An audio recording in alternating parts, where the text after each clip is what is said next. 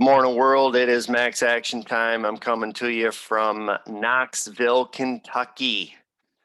I am getting an opportunity to meet with someone who has had ridiculous success in an industry that I'm going to become successful in. So I took the opportunity to come down here and meet with him today as I continue my review of Put Your Dreams to the Test. I'm sorry, lighting was not planned out by the hotel. They didn't know that a crazy person was going to be trying to do a show in their hotel room. So, guys, right now I'm covering the chapter on passion. And there's a little chapter out of here that I read that really made me go, wow. And it says, safe living generally makes for regrets later on. We are all given talents and dreams. Sometimes the two don't match, but more often than not, we compromise both before ever finding out. Later on, as successful as we might be, we find ourselves looking back, longing to that time when we should have chased our true dreams and our true talents for all they were worth. Don't let yourself be pressed into thinking that your dreams or your talents aren't prudent. They weren't meant to be prudent. They were meant to bring you joy and fulfillment into your life.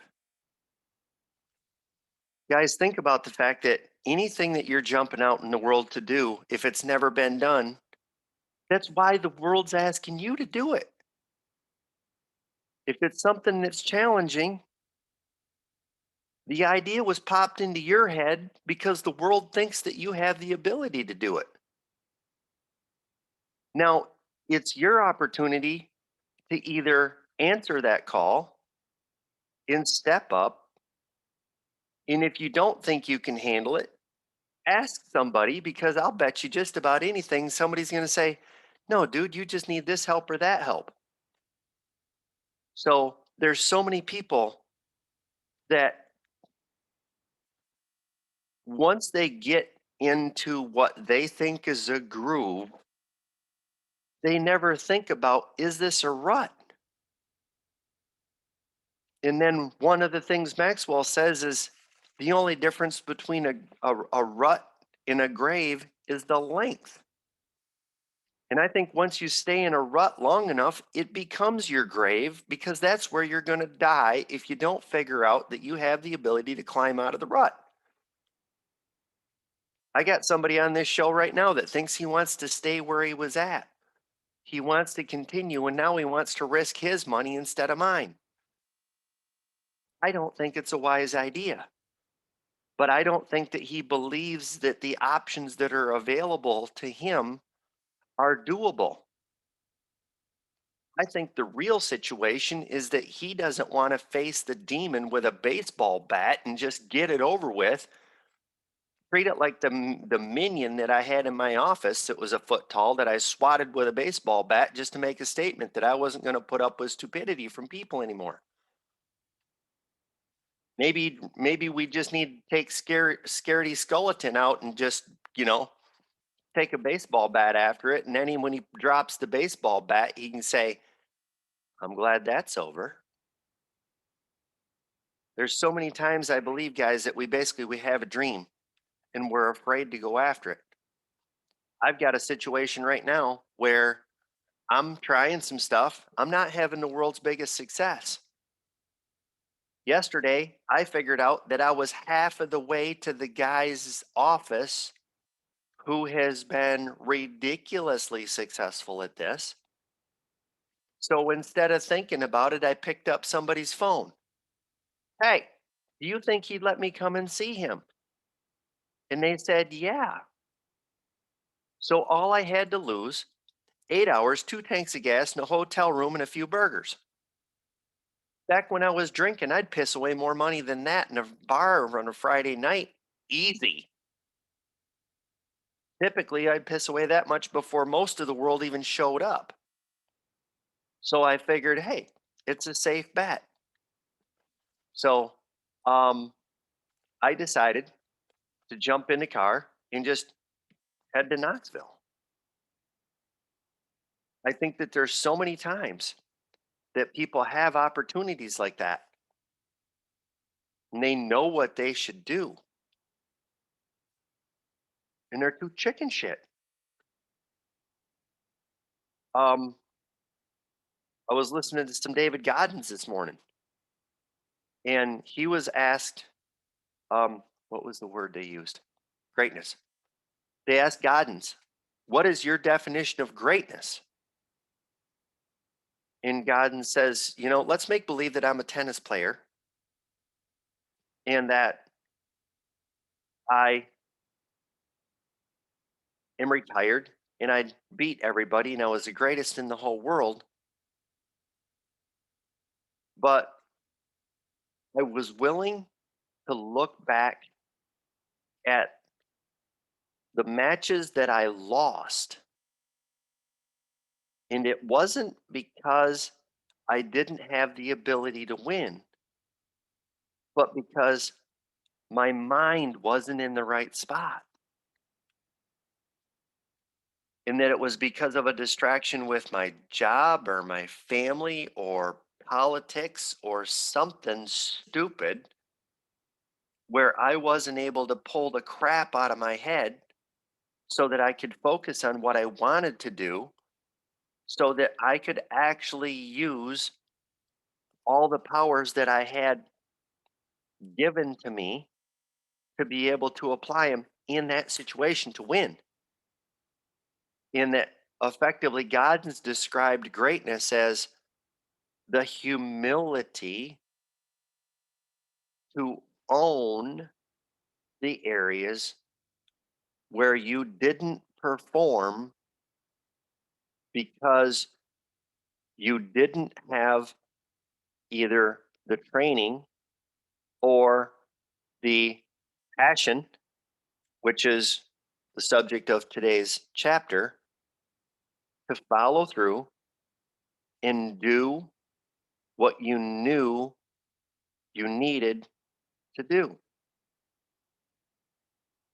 Um, I firmly believe that, quite honestly, the only reason why the installation business does not exploded is that nobody has a passion for it to the point where they're willing to eat, sleep, breathe, and obsess over its success to the point where they enjoy the game, whether they win or lose, because they know that they're willing to play the game long enough to get good. That's not a world that I enjoy.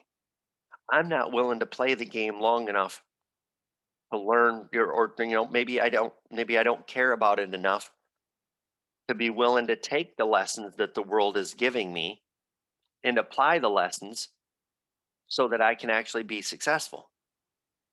Either way, for me, the decision's been made. I'm checking out of that world because I believe that there's just a better world for me to be out there where I have a more of a passion. This morning, when my alarm went off, or let me put it this way, this morning, when my alarm went off, I knew that I was going to read another chapter out of this book. I knew that reading another chapter out of this book was going to help me and it was going to help a whole bunch of people. I can't say I never had that enthusiasm for installs, but in order for that world to succeed, that's going to have to be to the point where somebody is willing to reread an installation manual before every job to make for sure that they're following the steps.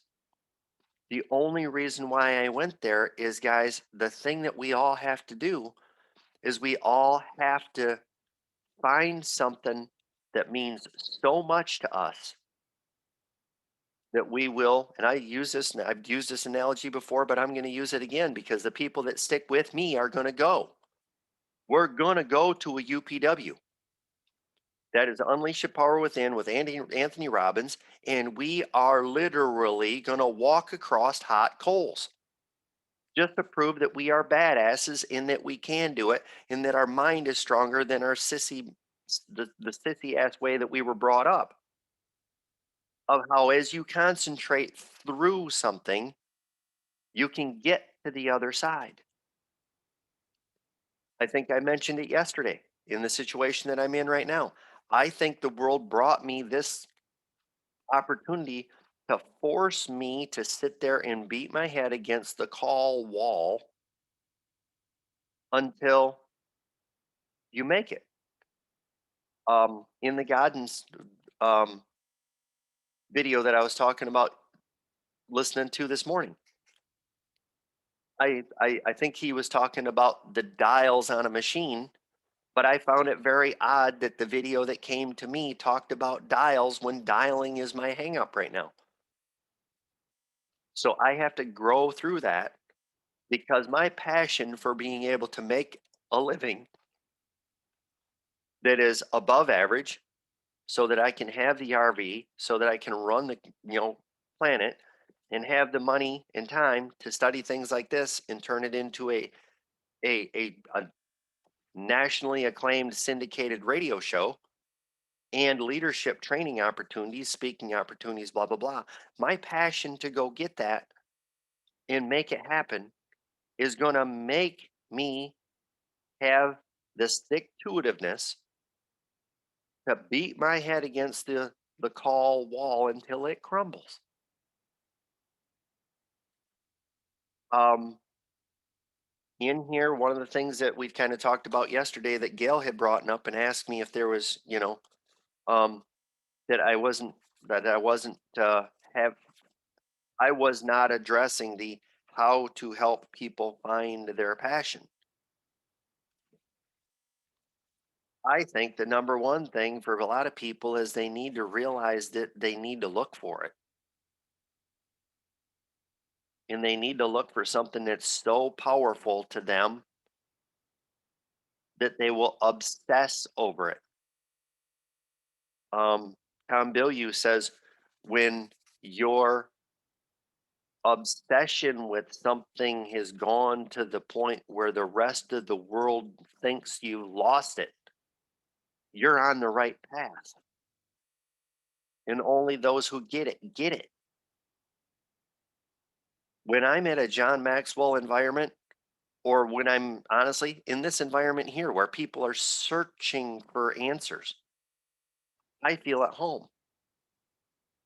I know that I can make the mistakes that I have to get good at this so that the people who are not enlightened to understand some of the things that we're talking about, that I can put them in a way that makes them curious.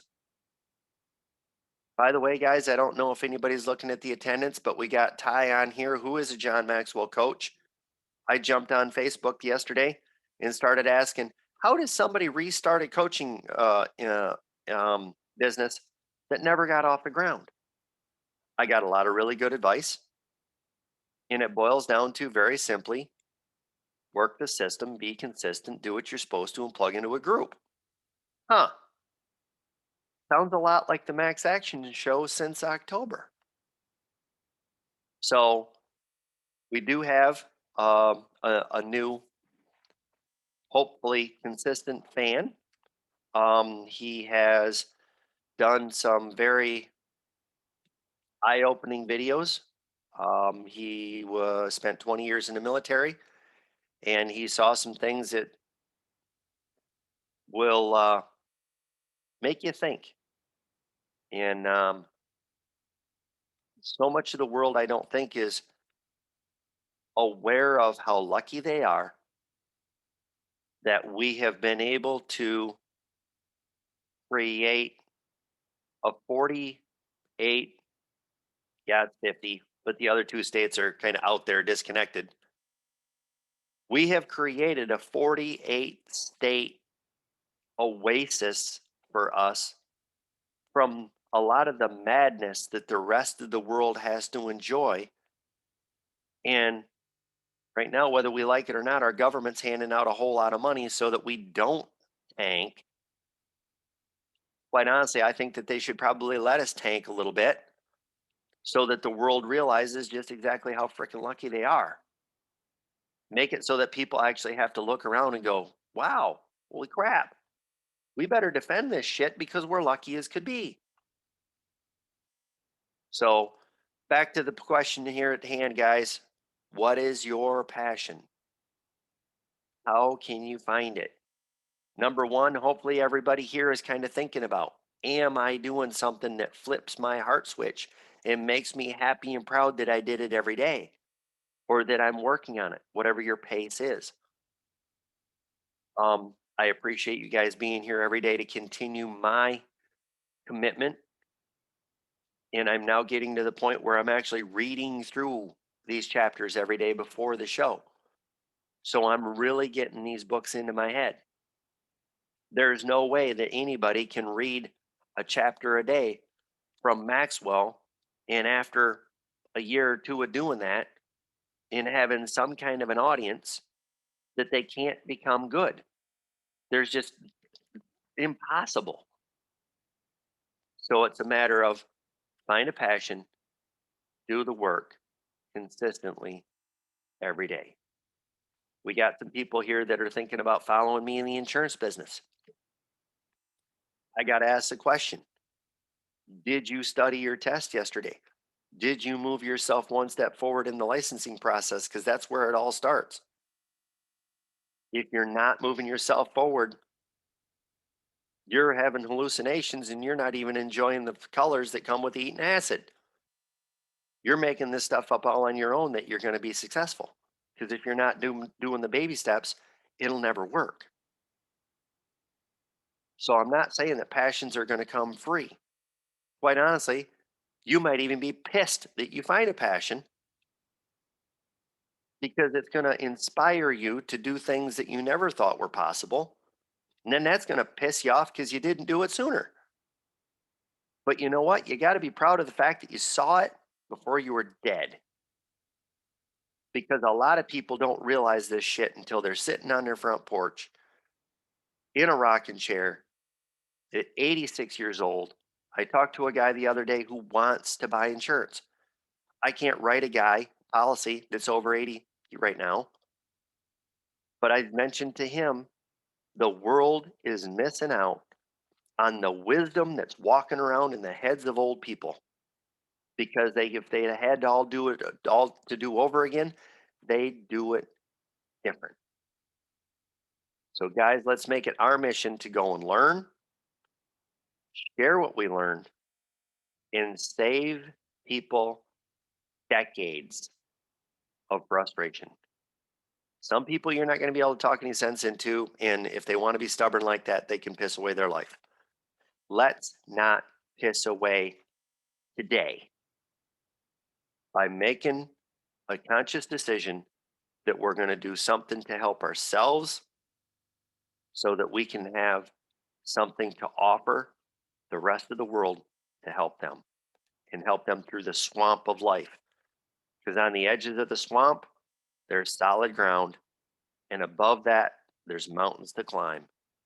So, guys, I appreciate you hanging with me while I'm swimming through the swamp. So, one of these days, maybe we'll have to have a feast where we're eating alligator. Anyway, guys, appreciate you being here. Same time, same bat channel. Tomorrow, I will have read through the chapter about the pathway question. Do you have a strategy to reach your dreams? I've got a very interesting piece of that puzzle to share with you guys tomorrow. So it'll be exciting to be here. I look forward to seeing you then. Thanks for tuning in. Invite your friends. Talk to you soon. Thanks.